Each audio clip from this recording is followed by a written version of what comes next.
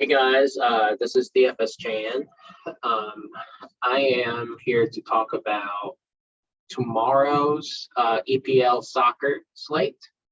As most of you guys know, that I'm in charge of League of Legends DFS, but I also dabble in some soccer DFS as well. I've been playing soccer DFS for a long time. It's something that I am better at compared to other sports. So I would like to, make this like a weekly video, probably on Friday every week, to, share my insights and, some core plays that I believe can win you cash games, but also GPP games. And so I'll share all of that. And I usually create a player pool. If I'm if I have time tonight, that I'll create a player pool and then I'll post it in the premium contents, on the True DFS website. So let's dive in. It's going to be a 5-game EPL main slate on DraftKings. For FanDuel, I'll, share some insights in the Discord channel for those games that are not included in the main 10 a.m. Eastern time slate. So I'll do that for FanDuel on Discord. But for the main slate on DraftKings, it includes 5 games. First, Brinley versus Brentford. It's almost a even matchup in my opinion. Brinley's at home. Usually for soccer, I'm using this SofaScore website. Burnley is at home. They're at plus 160 to win straight up, and then Brentford's plus 175 to win straight up. I actually like Brentford for those bettors out there to win here. I believe Brentford has been a better team and has a better overall game style in my opinion. So I like Brentford to win, and then Liverpool versus BHA, Brighton. Liverpool has been in such a great form. They're a heavy favorite at minus 455 to win, and they're at home. And then Manchester City, as you know, are dominant over Crystal Palace. Man City is a favorite at minus 714. So they're the biggest favorite on the slate. And then Chelsea on the road, as an away team, they are a favorite at minus 300 or 278 or so. So as you can see, Liverpool, Man City at home, both favorites. Chelsea on the road, a favorite. And then the last matchup of the slate, Watford versus Southampton. Southampton is a slight favorite over Watford, but I still think this is more like a pick'em matchup as well. So let's just dive into each of those matchups. And then I'm going to point out some of the players that have heavy usage and set pieces and crosses, and some of those players obviously that you want to target if you are focusing on that team to stack. So I'll dive into that, and then I'll point out for cash plays versus GPP plays as well. And then lastly, I will go into the DraftKings player pool and to kind of share some core plays that I will be playing or will consider playing, pending the starting lineups, which will come out at, 9 a.m. Eastern time. So 1 hour prior to kickoff. So first matchup, Burnley versus Brentford. As you guys see, like I said, it's more of a, even matchup. For Burnley, Dwight McNeil on the right flank right here. He takes a lot of the set pieces, and he's on the flank to make a lot of crosses for his teammates to score and creating scoring opportunities. So he's the first consideration, obviously. And then Ashley Westwood also shares some set pieces and then does cross a bit as well. So Westwood and McNeil and Westwood are the 2 top considerations for Burnley. And then let's see, Charlie Taylor and Matthew Loughton as both fullbacks, on the side. They can go up and down and cross a lot. So obviously those players are in consideration for me. Brentford, like I said, I like Brentford better than Burnley here. I'd say the first top priority for Brentford, in my opinion, would be Sergey Kanyos. He is listed as a defender for Brentford, but he does a lot of crossing. He creates a lot of scoring opportunities, so I like him a lot. And then Matthias Jensen, I like him a lot as well. I think he's cheap, on the cheaper side for DraftKings, pricing wise. So I like Jensen a lot here. And he tends to cross as well and creates a lot of opportunities for his team. And then maybe the last consideration is either Ivan Toney or Mbuemo. If you think, Brentford's going to score a goal or two. So obviously one of those strikers I would definitely consider. I really like Toney a lot, but Mbuemo has been creating a lot of more chances as well. So I like either one of them. Let's see what the total implied goals is. Match goals over 1.5 goals, negative 2.275. So yeah, I mean, it's not projected to be high implied goals. So I don't know if I will play a lot of these matchups, except for maybe Sergey Kanyos, and then Jensen, depending on pricing. But if you were to go Brinley route, I would definitely focus McNeil and Westwood, and then maybe, either or both of these fullbacks. But, just with given the low implied goals odds, I would probably maybe fade this game in its entirety. So we'll see. The next matchup, like I said, includes a heavy favorite for Liverpool. They're at minus 455. So I'll go over Liverpool first. So just for soccer DFS, I mean, there are some defenders that are heavily underpriced, in my opinion, for their usage, especially in the EPL. There are some fullbacks that does a lot of crossing and creating a lot of opportunities for scoring, and then also in charge of set pieces. And one of them is Trent Alexander-Arnold. As you guys may have heard, I mean, he does a lot for that team. He's on the right flank, going up and down constantly, crossing, corner kicks, set pieces. So I would definitely, target him as one of my core plays. And his ownership will be high as well. But if you are playing in cash games, you have to have him, I think.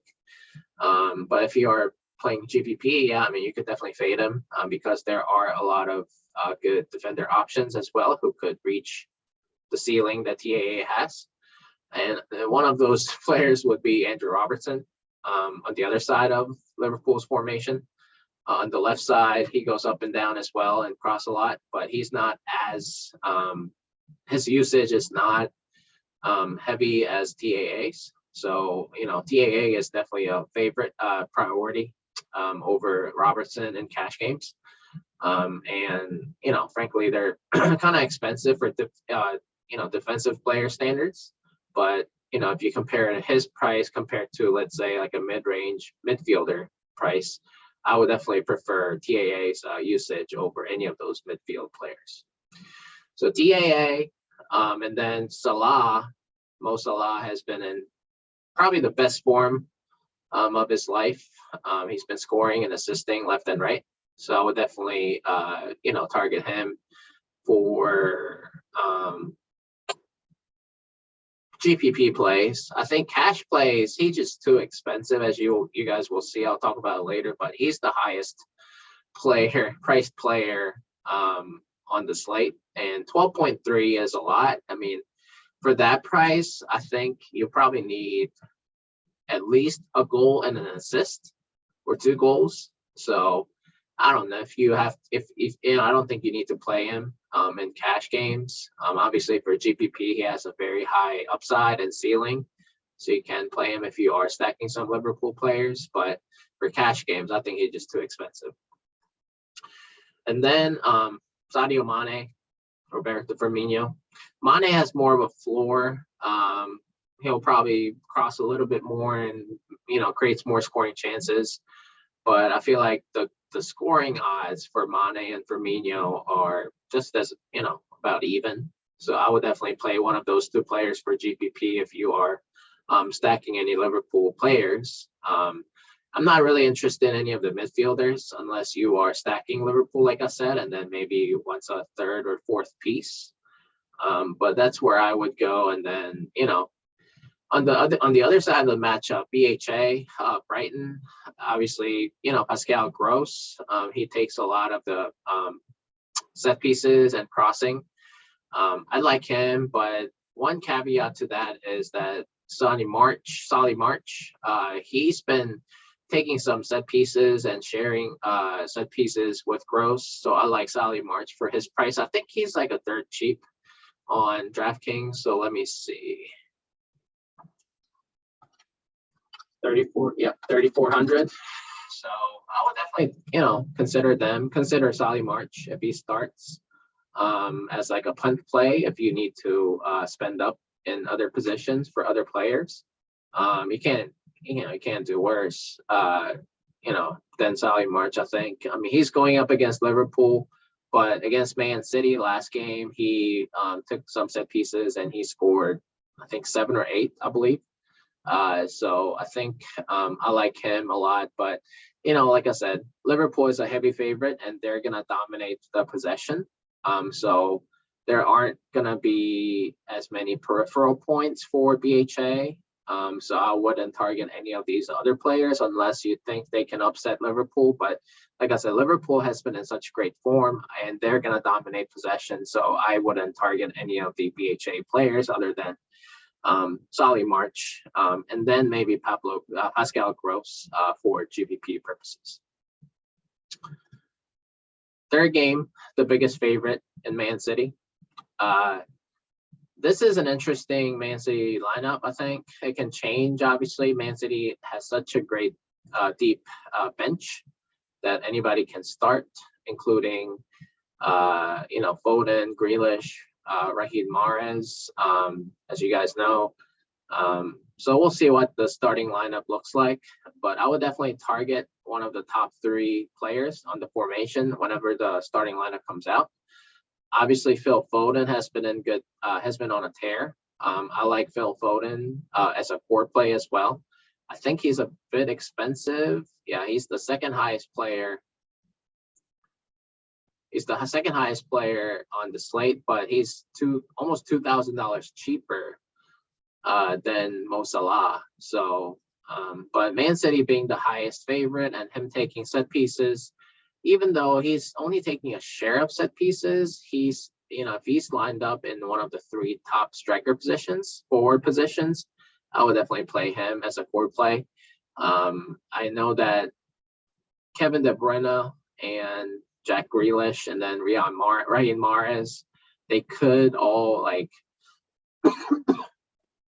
takes a share of the Foden set pieces away, but I still like Foden as the heaviest favorite. I think I would love to play Foden over any of these other players here, so I would definitely target him. And then if you are stacking Man City for GPP purposes, like I said, they're kind of expensive, but Foden should definitely be in one of them. And then I would definitely target Cancelo, Joy Cancelo, as another set piece. He likes to go up and down and cross the ball quite a bit. And then any of these midfielders, really, I prefer Rodri. And then obviously KDB, he takes a lot of set pieces and cross and creates a lot of scoring chances.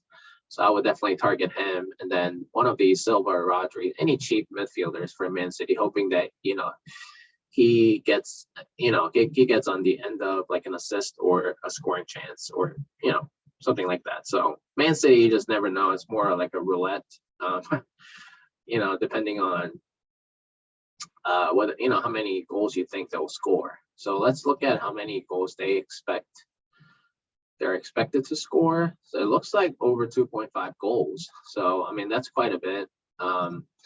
And I have a feeling, obviously, I'm pretty sure one of the top 3 strikers will be, on the end of one of those multi-goals that are expected. Phil Foden, core play. I like him a lot. I would like him more if Mahrez doesn't play, because sometimes Mahrez eats into Foden's production. So with this lineup right here, as like predicted lineup, I would definitely target Foden a lot. So Next matchup is Chelsea versus Newcastle. Chelsea is a favorite on the road. Chelsea has been in decent form, but they are having some injury issues. But the first player I would target is Ben Chilwell. He's been taking a lot of set pieces and he's been active on the flank. So I would definitely target him. And then obviously Mason Mount. If you are targeting Chelsea for GPP purposes, I would, target Mount and then maybe Hudson-Odoi and then Reece James, depending on how these people line up. Sometimes Reece James lines up here in the back three. If he's in the back three, I would not be interested. If he's lined up like this, right above the defenders, like in the midfield on the flank, I would definitely be interested in him. And then I know they're having some injury issues with Werner and Lukaku at the top, so I think Havertz will lead the line at the front. And I'm not a huge Havertz fan, so I would definitely target these players on the flank: James, Hudson-Odoi, Mount, and Chilwell. But Chilwell being probably the only core play for me in cash games, optimal lineup settings. On the other side of the matchup, I'll talk about Newcastle and then I'll talk about Crystal Palace because I forgot to. Newcastle United against Chelsea. Like I said, Chelsea dominates ball possession as well as a big favorite. But obviously, if you think Newcastle can upset them, I would target ASM, Alan Saint-Maximin. And then if you think they're going to score a goal against Chelsea, Callum Wilson obviously has good scoring chances as a striker. And then Matt Ritchie probably has the highest floor on Newcastle, being on the left side, on the side flanking and stuff. But against Chelsea, who knows how much he's going to be able to afford to going up and down. I think he's going to be busy defending Hudson-Odoi or Reece James, or if he's on the other side, Chilwell or Mount on the side. So, typically against a big favorite, fullbacks do not do as well. So I think I like Ritchie, but also ASM if you think Newcastle is going to do well. To go back against Man City, Crystal Palace is an underdog, like I said, the heaviest underdog. But if you think Crystal Palace can do it, but Man City is probably the best EPL team, best at keeping the ball and keeping the possession to themselves. So Crystal Palace is not going to have a lot of peripheral point opportunities. But if you were to stack any Crystal Palace pieces, I like Conor Gallagher, obviously. And then as a cheaper option, I like Milivojevic, Luka. He's cheaper, but he sometimes takes set pieces and he's in the middle. And then Zaha is probably the most dynamic player on that team. So I would definitely target one of those three players. But Gallagher is probably the favorite on the heaviest underdog team on the slate. Last game of the day, or last game on the slate, Watford versus Southampton. I want to first see what the implied goals is, because remember the Brentford goal odds was low for the game, and this is a little bit higher. Yeah, this is a little bit higher in this Watford versus Southampton game. So I would definitely target this game probably more than the Brinley Brentford game. I like Southampton. I like Watford as well. I think this is more of an even matchup. But let's talk about Watford first, since they're the home team. I like Sarr, obviously. Sarr is the most dynamic player on this team. But if you just look at this formation, and if Danny Rose does not start on one of the fullback position on defense, I like Cucho Hernandez as like a safer floor play, so to speak. I think given the pricing, which I'll talk about, here in a little bit, but he's going to take a lot of set pieces.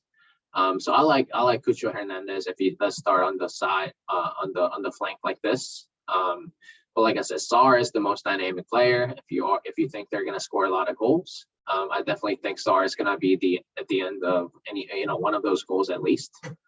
And then Messina is an interesting piece. I think if you are stacking Watford, But it's just that there are three heavy favorite matchups on the slate. I don't know if you have to go full Watford.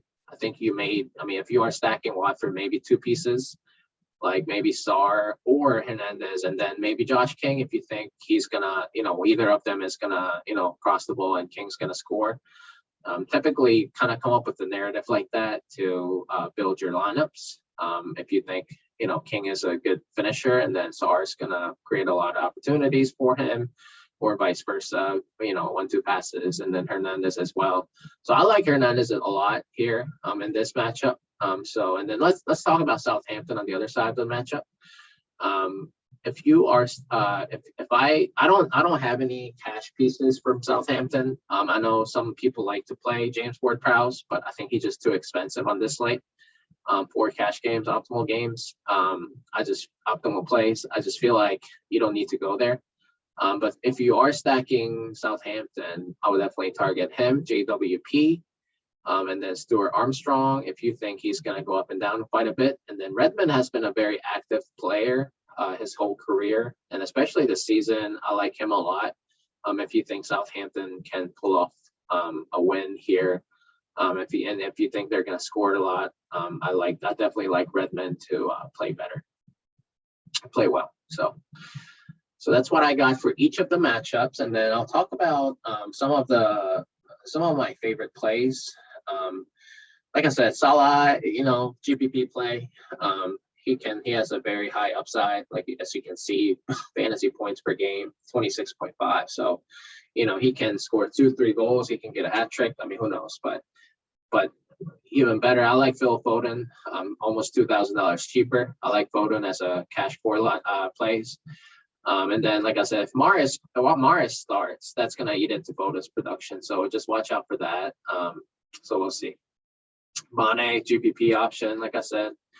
Firmino, GPP option. Jesus, he might start at the striker position for Man City, the heaviest favorite, but he has no floor, but he has a very high upside as well. So if you think he's going to score, then, he'd be a good GPP play.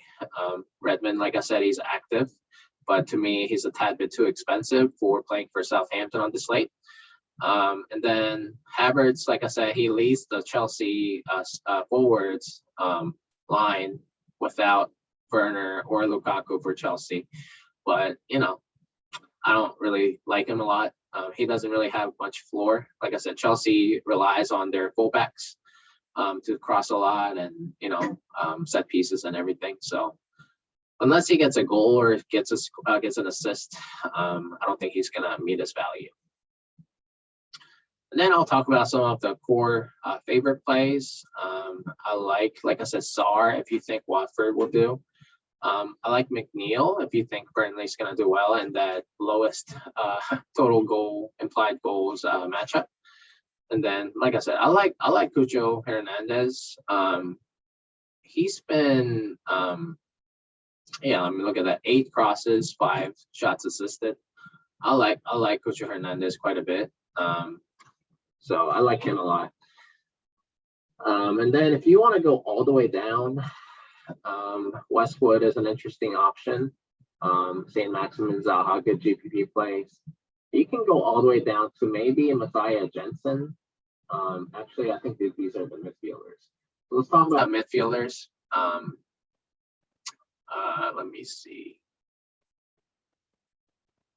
JWP would be an interesting floor play, but I think he's just a little too expensive. Where is he? I like Hudson-Odoi if you can fit him at 7,100. He's been in good form lately. But if I were to pick a player, I like either Westwood, since he's much cheaper than McNeil for that Brinley team. But I just don't think that game is going to be that dynamic and active. So I probably fade him, and then I'm going to go with Matthias Jensen because I really believe in Brentford. I think Jensen's going to play well if you think Brentford's a good team. And then let me see. I think I mentioned this earlier, but there was Solly March somewhere that took set pieces. So I think I will probably punt with Solly March there. So that's probably as low as I'll go. If you want to pay up for one of the, so to speak, superstar players for one of these three heavy favorites, Liverpool, Man City, or Chelsea, you probably have to have at least one punt plays, and Solly March would be one of them for me. For defense, like I say, if you compare these top defensive players pricing here, 7,700 and 7,500, compared to look at these top midfield players like pricing. So if you compare 7,700 to 7,500 midfielders like Gundogan and then Ziyech, or Jota, or I would much prefer playing Chilwell and Alexander Arnold. Like I said, Chilwell has been in really good form, and his usage has gone up this season by a lot. So I probably play both of them in my optimal cash lineup. And then for goalkeepers, play whoever you want, in my opinion. But obviously, Crystal Palace is the biggest underdog. So if you think they're going to give up a lot of goals, don't play that goalkeeper. But really, for me at least, the rule is goalkeeper. You fill it in last with the remaining salary that you have. And then and then I think that's all I got.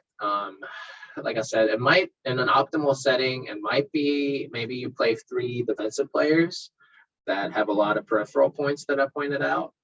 I'll go through the defensive player list right here to kind of talk about some of the plays that I like.